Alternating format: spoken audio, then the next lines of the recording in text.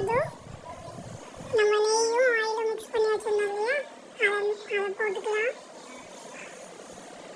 கொஞ்சமாக மீதி கொஞ்சம் பின்னாடி யூஸ் பண்ணுவோம். எண்ணெய் காஞ்சதும் நட்ஸு போட்டு நல்லா ஃப்ரை பண்ணிக்கலாம். அது ஃப்ரை ஆனதும் ரவையை கொஞ்சம் நல்லா ரோஸ்ட் பண்ணிக்கணும்.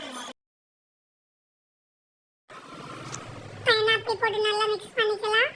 மிக்ஸ் பண்ணதுக்கப்புறம் நம்ம 1 கப் ரவை எடுத்துருக்கோம். 1க்கு 2 அப்படிங்கிற தண்ணி ரேஷியோ எடுத்து பக்கத்தில் சூடு பண்ணிக்கலாம். அப்புறம் சுகர் 1 கப், ஒரு கப் ரவைக்கு 1 கப் சுகர் எடுத்துக்கலாம். ஏன்னா பைனாப்பிள் நல்லா ஸ்வீட்னஸ் இருந்தால் அதுக்கேற்ற மாதிரி சுகர் ஆட் ஆகும். நம்ம போட்டு மிக்ஸ் நல்லா ப்ரௌன் கலர் ஆகிடுச்சு. பக்கத்தில் வச்சு சுடு தண்ணி போட்டு மிக்ஸ் பண்ணிக்கணும். எக்காத்து கொண்டு பச்சை தண்ணி போடக்கூடாது.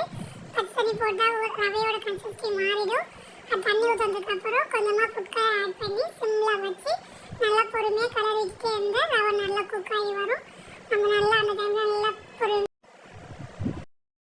இந்த டைமில் நம்ம நெய்யும் எண்ணெயும் மிக்ஸ் பண்ணி சொல்லி அதை மீதி எடுத்து போட்டுக்கிட்டோம்னா நம்ம பைனாப்பிள் கேசரி ரெடி. பாருங்கள் எப்படி வந்திருக்குன்னு.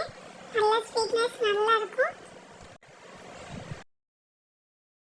ட்ரான்ஸ்ஃபர் பண்ணிடலாம். ட்ரான்ஸ்ஃபர் பண்ணிவிட்டு டக்கெட் பண்ணி சாப்பிடலாம். டேஸ்ட் எப்படி வெரி நைஸ். தேங்க்ஸ் ஃபார் வாட்சிங்.